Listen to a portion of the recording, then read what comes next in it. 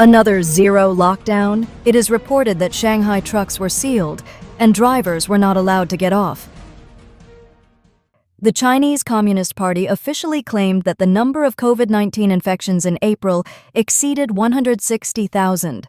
Recently, it was reported online that trucks at a construction site in Pudong, Shanghai were sealed again due to epidemic prevention and control, and drivers were sealed in the car and were not allowed to get off. The news caused netizens to question whether the CCP's zero-COVID lockdown policy has made a comeback. According to the video and screenshots released by the X platform Wu on May 22nd, trucks at a construction site in Pudong, Shanghai were sealed, and the truck driver was not allowed to get off. The driver confirmed that it was due to epidemic prevention and control, and the time was May 21st, 2025. The horror is coming again. The lockdown is back. According to the video, a male driver is suspected to be filming in a truck. A seal with red words on white paper and "No getting off" is posted on the door of the truck, and May 21st, 2025 is written in black under the seal. The driver said, "Shanghai Pudong, now they are putting up seals again, not allowing people to get off the bus, not allowing drivers to get off the bus. I don't know if they are breaking the law." Screenshots show that some people speculated, is it a dangerous area, or is it because the safety measures are not up to standard that people are not allowed to get off the bus? The video publisher replied, "It's epidemic prevention and control." In response, some netizens said, "Suffer twice, suffer twice. If you don't wake up and save yourself this time, you're done. If you still accept it this time, then the Chinese deserve to be slaves." The CCP is in a dangerous situation, and it really comes to mess with the epidemic lockdown again. It's too much. On May 26th, a notice of home quarantine for a primary school student in Huangpu District, Guangzhou, was leaked online. The content stated that the student was diagnosed with a new crown infection on the 18th. According to superior document requirements, home quarantine was implemented from the 18th to the 25th.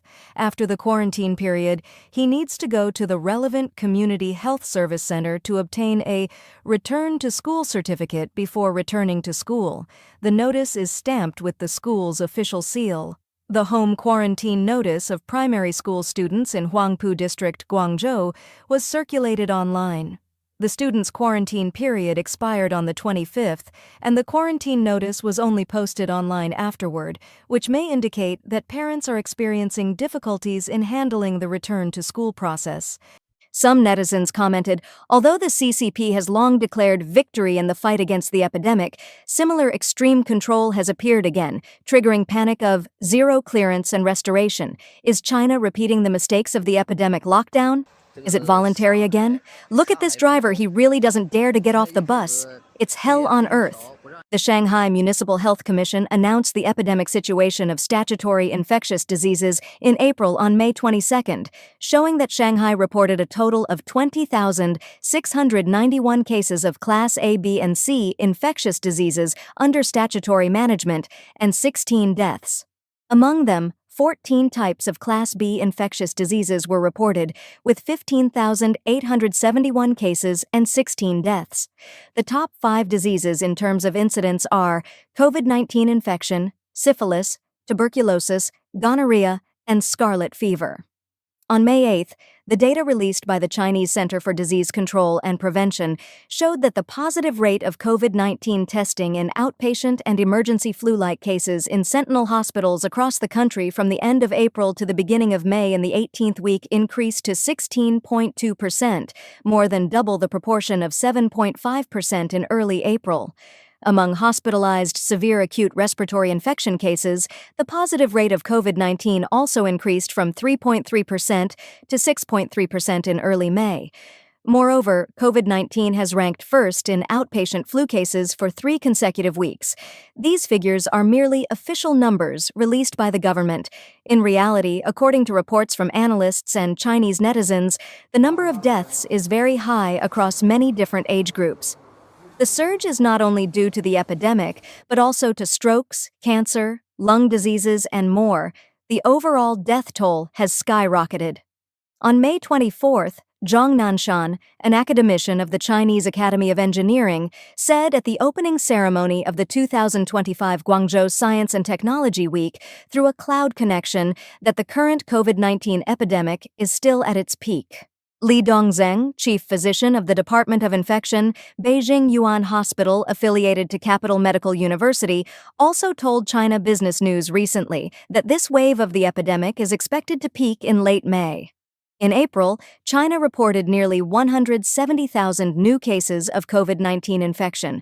On May 23, the Chinese Center for Disease Control and Prevention released the National COVID-19 Infection Case Report, showing that in April, 168,507 new confirmed cases of COVID-19 were reported nationwide, including 340 severe cases and 9 deaths, and the epidemic showed a fluctuating upward trend. The report also showed that a total of 8,588 local cases of COVID-19 genome sequences were reported nationwide in April, all of which were Omicron variants. The main epidemic strains are XDV series variants, mainly the 6th-generation subbranch NB.181. Is an epidemic coming? Zhang Nanshan talks about a case of passing due to illness.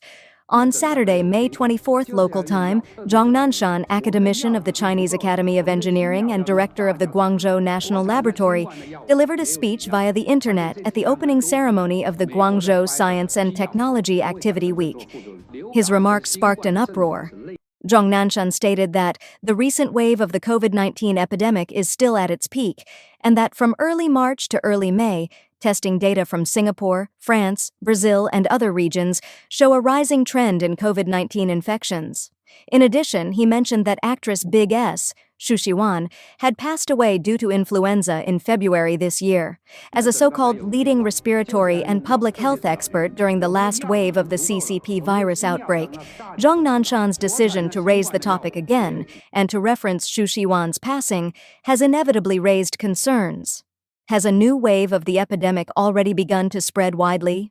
Our reporter learned through interviews with mainland Chinese residents that the number of infections has surged recently, while the CCP continues to remain vague and silent on terms like COVID-19 and mortality rate.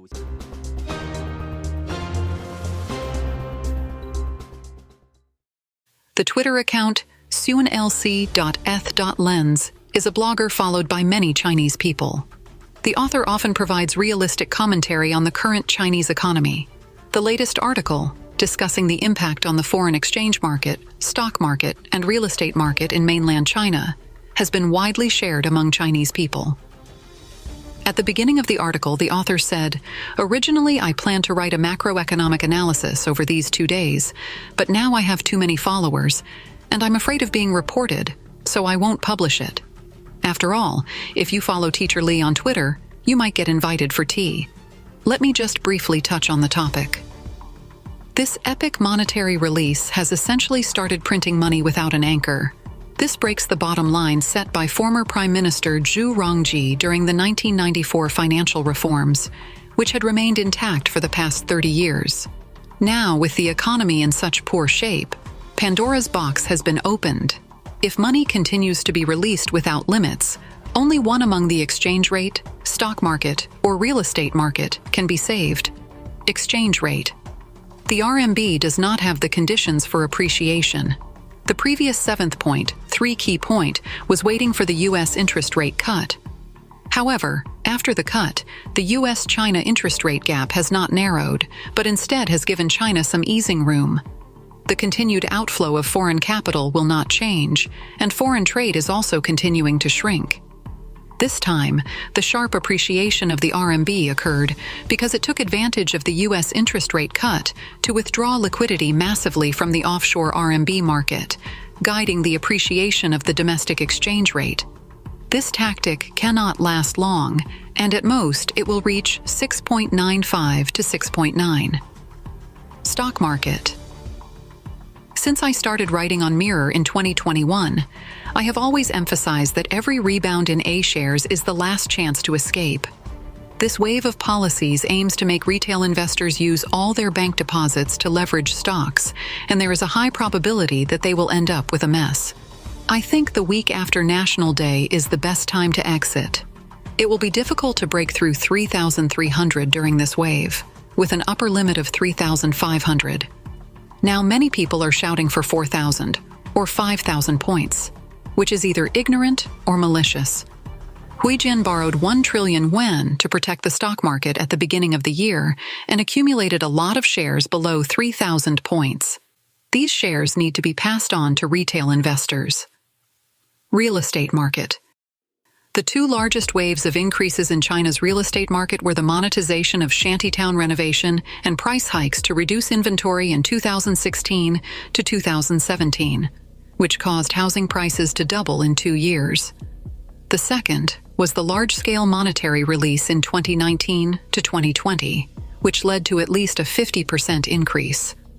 Starting from the high point in 2021, housing prices in cities like Shenzhen and Guangzhou, which are leveraged for real estate speculation, have basically fallen back to the 2016 to 2017 levels, trapping most people. Shanghai and Beijing are slightly better, likely at 2018 to 2019 levels. I think Shenzhen and Guangzhou will at least return to their pre-2016 price levels, while Shanghai and Beijing will return to their 2016 to 2017 levels before stabilizing. At the end of the article, the author gives investment advice to people in mainland China. Don't buy stocks or real estate. If possible, convert RMB into US dollars or US dollar-denominated assets. If there are no other options, buy physical gold in China, which not only avoids RMB exchange rate risks, but also hedges against geopolitical risks.